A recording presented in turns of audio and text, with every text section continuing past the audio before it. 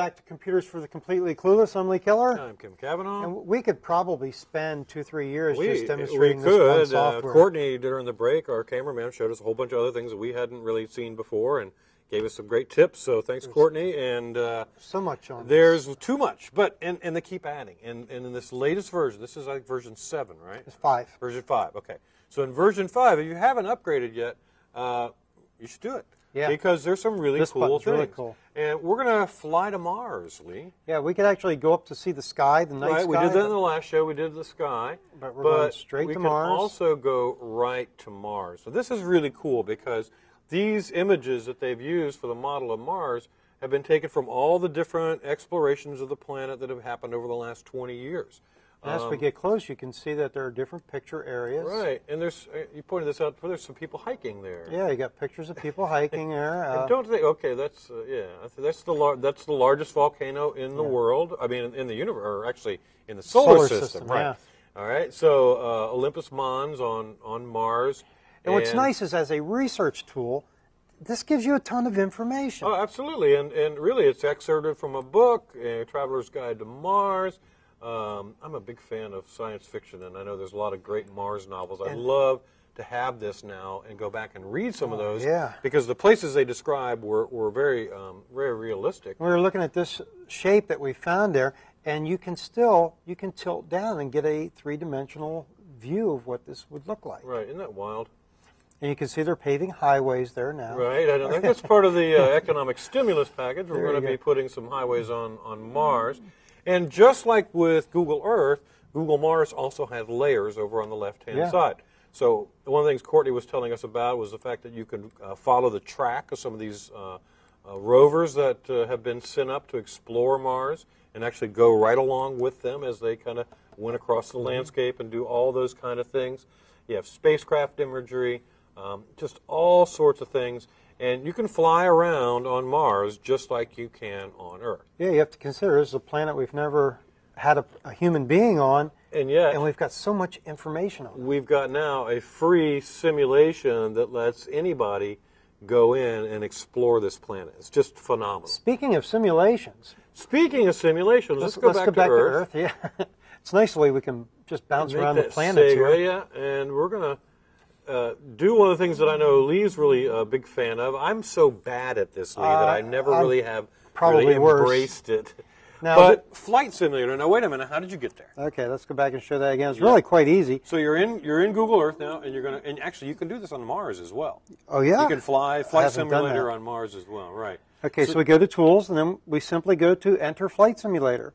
Okay. We can choose a plane. Right. Now, I'm really terrible to begin with, so I'm going to go to the lesser plane. Right, the prop-driven plane. And you can do current view, or you can select a specific airport. Let's choose an airport. Let's go to Kathmandu. I think we should. And write a song about it. Now, before you start this, okay, here we are. We're at the Kathmandu airport. And the first thing you realize, at least I realize this, is I haven't got a clue. Okay? That's why you're the host of this show, Okay, Lee. so we're going to switch over here, and I've already called up the site. There is a simple help thing that you click on, and it brings you to the instructions. Instructions are good. So, we can look down through here, and, they've got shortcuts to it. If you go down, one of the things, good, is a really good set of comprehensive instructions, and it's really quite realistic in terms of flaps and gear and everything. All those kind of things. You can use a joystick. Right, I was just going to mention that. If you have a joystick, you can fly using that. These are important, the keyboard controls. Right, these are the keyboard shortcuts. In other words, how do you operate your flight simulator? And see, this is where things start to come apart for me because that's a lot of stuff there. But hey, it's also a lot of fun. Now, I think it's page up gives us throttle, right? I hope so, but I'm not going anywhere. Let's see. All right, let's see if we can get going here. I remember that from last time. We had a little trouble with this before because it was paused. There we go. Quit laughing, Courtney. So we hear you over there. Looks like we're staying in Kathmandu. Okay, now. And of course, the first thing we like to do is run right off the runway. Yeah, well, that's how bad I am here. And then we're going to lift the plane up a little bit, and the first thing I did is a stall. Yeah.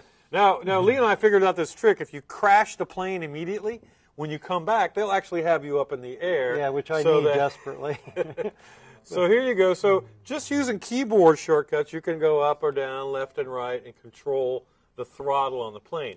And if you're really involved in it and you want to get into everything, I think we're all going to die. No, I've got it under control here. Sure you do.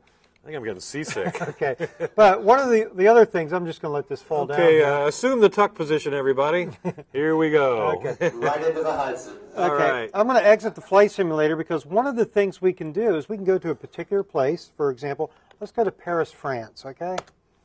And this will take us straight over to Paris.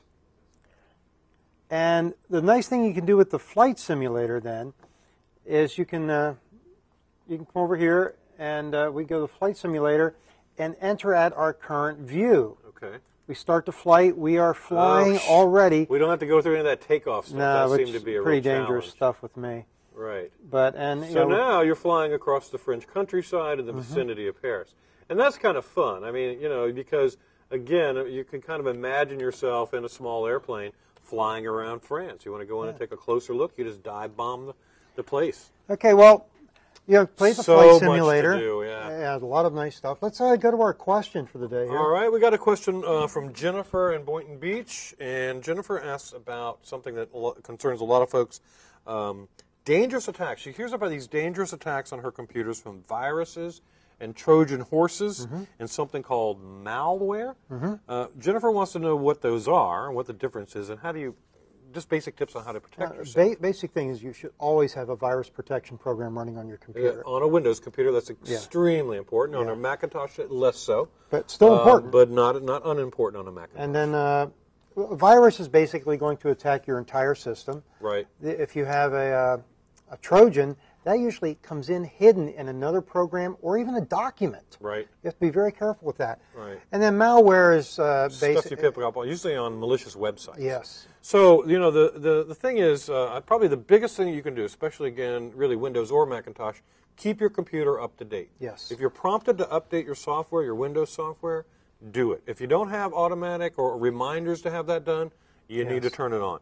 Because a lot of these things get patched and picked up by Microsoft or Apple. Scan your computer often. And if you haven't done so, you need both, really, a computer virus checker, but also some of these things that check for malicious ads. Yes. And there are a number of free ones out there.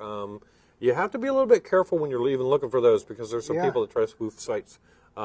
And the other thing is, Jennifer, be very careful opening attachments that come in your email. Email attachments are one of the #1 ways to get If viruses. you get an email from somebody that you don't know and has an attachment, I never even open them. They just immediately delete go it. in the trash. It's gone. Right.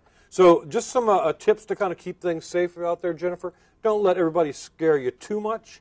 For the most part, most people don't run into these big problems, but keep your computer updated and have a virus protection software package. And don't forget to come back next week for more on computers for the completely clueless.